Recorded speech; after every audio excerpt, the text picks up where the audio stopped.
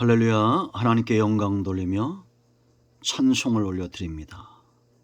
여러분 모두를 우리 주님의 이름으로 축복합니다. 여호와는 나의 목자시니 오늘도 부족함이 없습니다. 오늘은 2월 6일 주일 말씀 묵상입니다. 성전을 찾아 예배하시고요, 부득을 못 나오시는 분들은 말씀을 묵상하고 기도하는 그런 복된 주일 되기를 원합니다. 오늘 말씀은 요한복음 3장입니다. 22절부터 36절 말씀까지. 제목은 세례 요한의 증거입니다. 먼저 기도합니다. 하나님께 영광을 올려드립니다. 온 마음으로 하나님을 사랑하며 경배하며 찬양합니다. 거룩하고 복된 주일 성전을 찾아 예배하고 영상을 통해서 예배하는 모든 주의 백성들을 하나님 기억하시고 하나님의 선하신 뜻과 말씀 가운데 세워지는 귀한 시간이 되게 하옵소서. 우리 큰나무교회 속한 모든 백성들, 이곳에 있으며 땅끝에 있는 모든 복음적인 교회들마다 이 거룩하고 복된 날 응답의 시간들이 되고 회복의 시간들이 되기를 원합니다.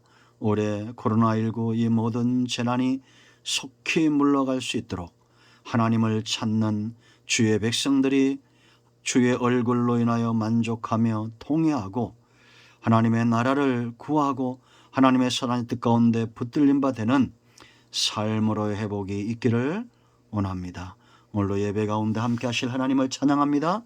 종을 낮추시고 겸손하게 하시고 오직 말씀의 통로만 되게 하옵소서. 예수님의 이름으로 사모하며 기도합니다. 아멘. 여러분, 우리가 요즘 요한복음을 강해하고 있습니다.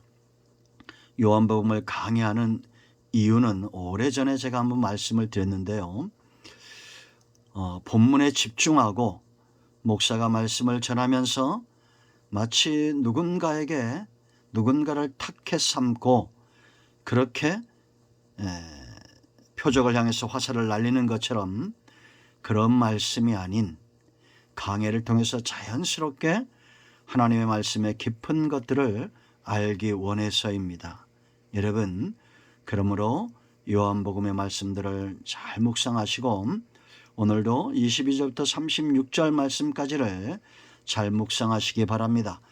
오늘은 30절 한 절만 읽고 말씀을 묵상합니다. 그는 흥하여야 하겠고 나는 쇠하여야 하리라 하니라. 아멘. 아멘. 세례 요한 하면 세례 요한의 삶과 사역을 평가하는 놀라운 말씀 구절이죠. 주님은 흥하고 나는 쇠하여야 합니다 라는 겁니다. 여러분, 하나님이 영광을 받으시고 우리는 섬기는 종으로 종들이 영광을 취하지 않을 때 주의 교회와 복음은 하나님은 영광을 나타내실 것입니다.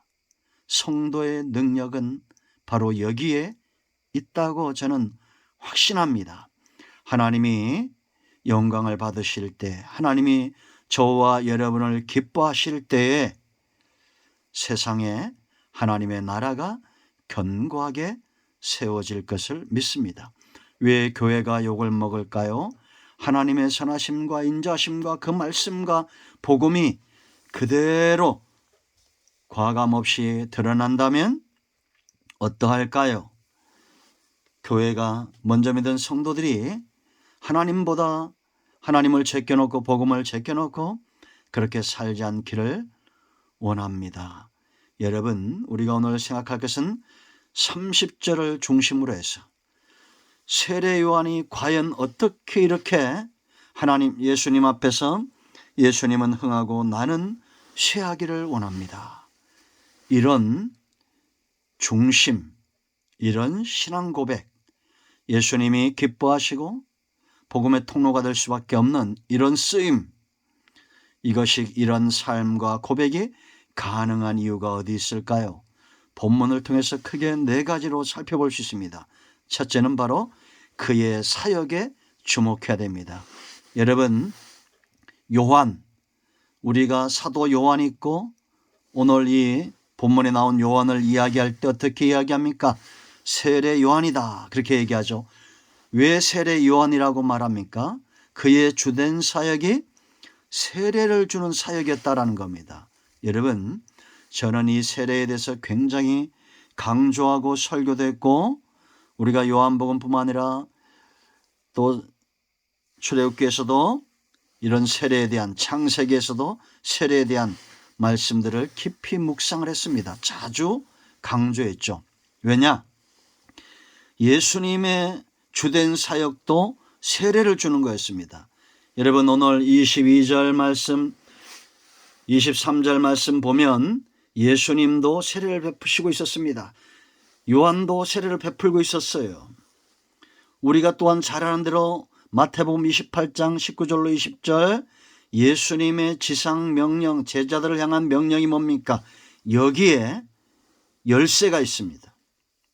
왜 세례가 중요한지, 그리고 왜 요한이 주님은 흥하였고 나는 쇠하리라, 이런 삶을 살았고 이런 고백이 나왔던 이유가 어디 있는지, 여러분 마태복음 28장 19절 20절 말씀 보면 이렇게 명령합니다. 모든 민족을 제자로 삼아 그 다음에 아버지와 아들과 성령의 이름으로 세례를 베풀고 내가 너에게 분부한 모든 것을 가르쳐 지키게 하라.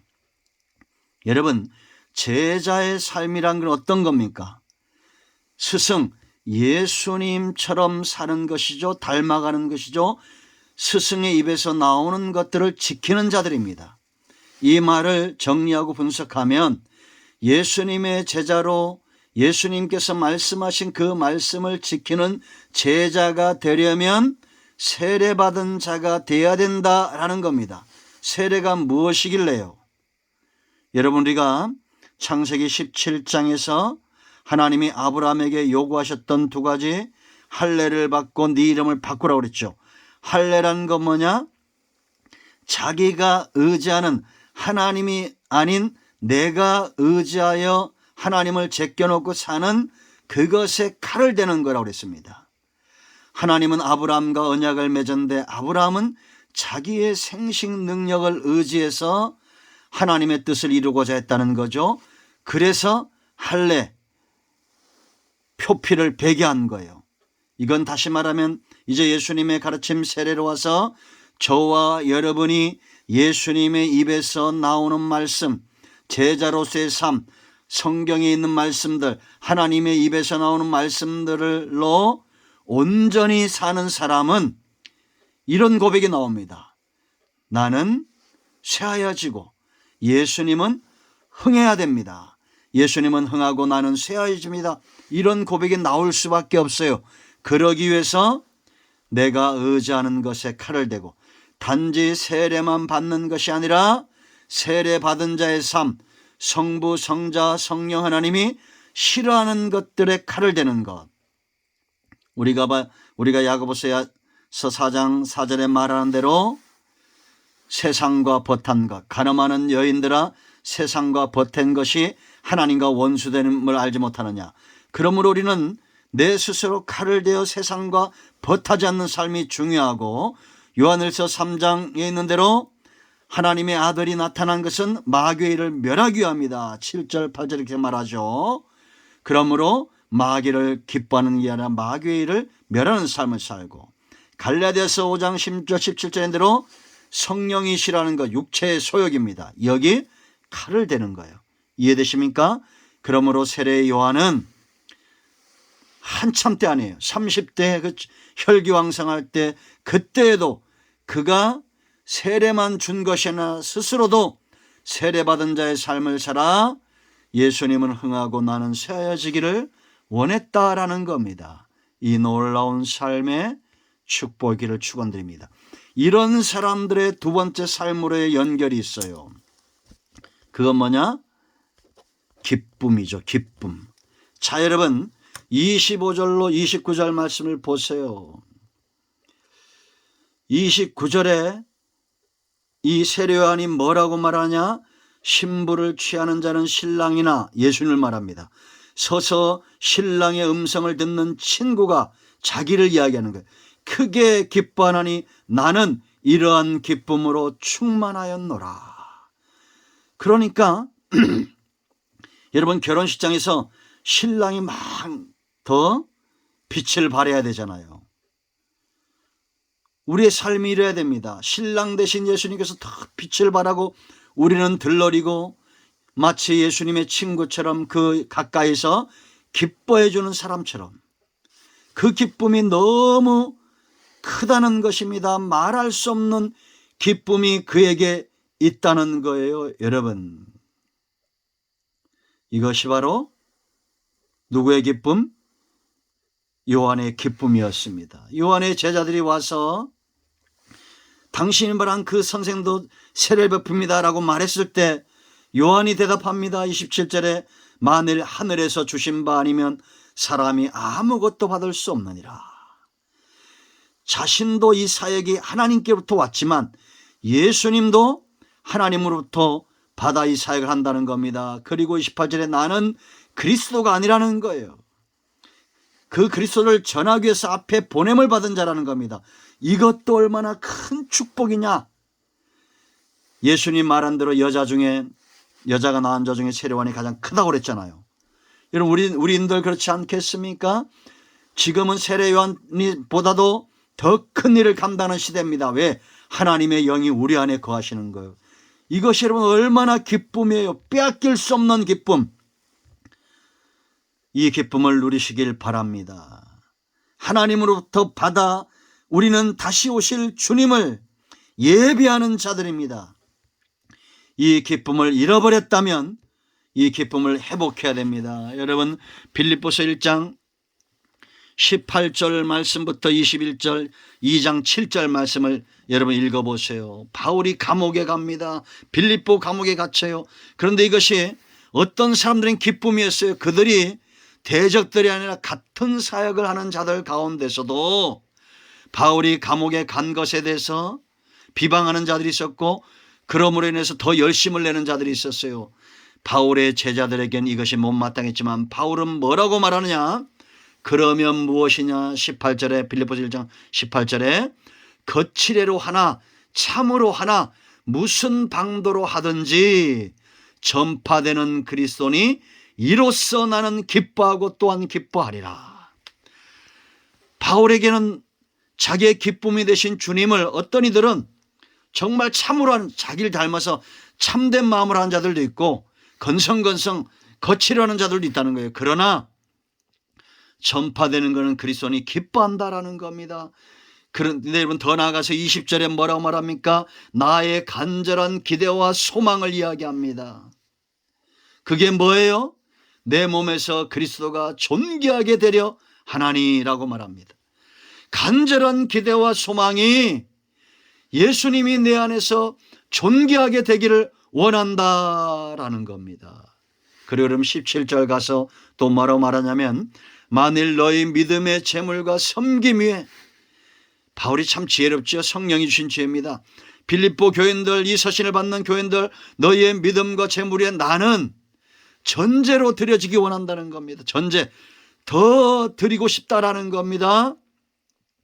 너희 무리와 함께 나는 기뻐하고 너희 무리와 함께 기뻐하리라. 여러분, 이 감옥에서 순교해도 예수를 위해서 순교하는 것, 이것이 내 모든 것을 다 드리고 그가 여러분 디모데에게 고백하는 것처럼 관제와 같이 부음이 되고, 이게 전제예요. 그걸 기뻐한다는 겁니다. 왜? 예수 나의 기쁨이기 때문이에요. 그러니까 여러분, 세례 요한도 사도 바울도 자신들은 쇠하여져도 예수님은 존귀하게 되기를 원했다라는 것입니다. 세 번째, 예수님과 세례 요한이 받은 성령이 동일한 거예요. 그러니까 이런 30절의 고백이 나오는 겁니다. 주님은 흥하고 나는 쇠하고 같은 성령의 역사에서 일하고 있는 겁니다. 여러분, 우리가 성령 충만하면 생각하는 것과 말하는 것이 다른 겁니다. 누가복음 1장 41절 보세요. 여러분, 마리아가 세례 요한의 집에 방문했을 때, 사가랴와 엘리사벳을 방문했을 때 태중에 있던 세례 요한이 뛰어놀았습니다. 성령 충만해진 거예요. 그리고 이런 마태복음 3장 18절, 16절로 17절에 세례 요한을 통해서 세례 받으실 때 예수님에게 비둘기 같은 성령이 임하는 것을 봤습니다. 여러분, 성령 충만한 사람 어떤 사람이냐고 우리가 로마서 8장에서 분명히 보았죠. 오늘 본문에도 분명히 보여지는 것이 있습니다. 31절에 소속이 분명해져요. 소속이. 위로부터 오시는 이는 만물 위에 계시고 땅에서 난 이는 땅에 속하여 땅에 속한 것을 말하느니라. 하늘로부터 오시는 이는 만물 위에 계시나니. 아멘. 세상은 땅에 속한 자, 하늘에 속한 자가 있습니다. 예수님은 하늘에 속한 자로 오셨기 때문에 만물의 주인이 되시는 거예요. 그리고 누구든지 예수를 믿으면 이제 하늘에 속한 자가 되는 것입니다. 그래서 여러분 32절부터 그가 친히 보고 들은 것을 증언하되 그의 증언을 받는 자가 없도다. 33절 그의 증언을 받는 자는 하나님이 참되시나니 참되신다는 것을 인쳤느니라. 할렐루야. 인침을 받는 것입니다. 성령의 역사는 증인된 삶을 감당하게 하는 겁니다. 보고 들은 것, 예수님은 하늘에서 보고 들은 것을 말하시고 우리는 예수님을 통해서 나오는 말씀과 그걸 보는 것처럼 듣는 것처럼 증인된 삶을 살고, 이런 말씀 복음이 전파될 때 하나님께서 인치심의 역사, 하나님께 속한 자들이 나온다라는 거예요. 아멘. 같은 성령의 일하심입니다. 그래서 여러분 34절 보세요. 하나님이 보내신 이는 하나님의 말씀을 하나니 이는 하나님이 성령을 뭐라 했습니까? 한량없이 주십니다. 성령 충만한 삶, 대사의 삶, 하나님 나라의 대권을 가진 대사의 삶을 사는 겁니다. 예수님도 요한도 오늘날의 성도들도 성령 충만함으로 이 사역을 감당하는 겁니다. 여러분, 일하고 사역하고 기도하고 우리가 얼마나 많은 일을 많이 합니까? 그 모든 일들보다 중요한 것은 자세요. 자세. 나는 세워지겠다. 겸손입니다. 겸손. 이것이 얼마나 중요합니까? 직분보다 중요한 거예요. 여러분, 직분을 사모하시고 은혜를 사모하시고 많은 것들을 사모하시되 하나님 앞에서 낮아지기를 더 사모하시기 바랍니다. 자, 이렇게 고백하는 네 번째 이유, 그의 믿음입니다. 여러분, 그에게 어떤 믿음이 있어요? 하늘의 믿음이 있습니다. 자, 여러분 35절 말씀 보세요. 아버지께서 아들을 사랑하사 만물을 다 그의 손에 주셨다라고 말합니다. 하나님이 온 천지 만물을 예수님에게 왜 주셨어요? 사랑하셨기 때문에. 이 사랑의 가치는 만물보다 큰 것입니다. 그런데 놀라운 것은 만물보다 크신 이 만물의 주인 되신 그 예수님이 누구를 위하여 죽으신 겁니까? 바로 저와 여러분을 위하여 죽으신 거요. 놀라운 사랑입니다. 아멘. 우리 모두가 십자가 사랑의 은혜를 입었습니다. 믿음은 이 큰 사랑을 아는 거예요. 만물보다 예수님이 더 귀하십니다. 그 예수님의 십자가 값으로 사심받은 존재가 바로 저와 여러분이에요. 그러니 주님은 흥하고 나는 쇠해도 나는 이 사랑의 감격 이 속에 머물러 있습니다. 자, 30절 보세요. 여러분, 아들을 믿는 자에게는 영생이 있고 십자가입니다. 아들에게 순종하지 않은 자는 영생을 보지 못하고 도리어 하나님의 진노가 그 위에 머물러 있느니라. 예수님이 심판의 기준점이 되는 겁니다. 우리 모두는 이 소망, 이 사랑, 이 믿음에 붙들림 받아 있어요. 믿음으로 하나님의 사랑을 보고 믿음으로 영생을 얻은 자로 장차 온전케 될 하나님의 나라를 소망하는 것입니다. 우리가 생명을 얻었기 때문에 소망도 사랑도 커지고 깊어지는 겁니다. 여러분, 영적으로 둔하여지지 않기를 원합니다. 나는 쇠하여져도 이 겉사람 쇠하여지게 되어 있어요. 내 속사람은 날마다 강건해질 것이고 나를 통해서 예수님과 이 피의 복음과 십자가의 복음과 하나님의 영광과 교회의 영광이 흥왕하여지기를 원합니다. 이 시대에 저와 여러분이 회복해야 될 믿음이 아니겠습니까? 기도하겠습니다. 하나님, 오늘 이 말씀을 기억합니다. 예수 그리스도의 이름을 의지하여 간구하고 기도하오니 사모하는 모든 영혼들을 기억하시고 하나님 앞에서 나는 쇠하여지나 예수님과 복음과 교회와 하나님의 영광이 흥왕하여지기 원합니다. 세례 요한처럼 이와 같은 겸손하게 낮아지는 신앙의 증인들이 되기를 원합니다. 우리 가운데 마음이 상한 자, 병든 자 치유하시고 회복시키시고 온전케 하여 주시옵소서. 예수님의 이름으로 사모하며 축복하며 치유하며 기도합니다. 아멘.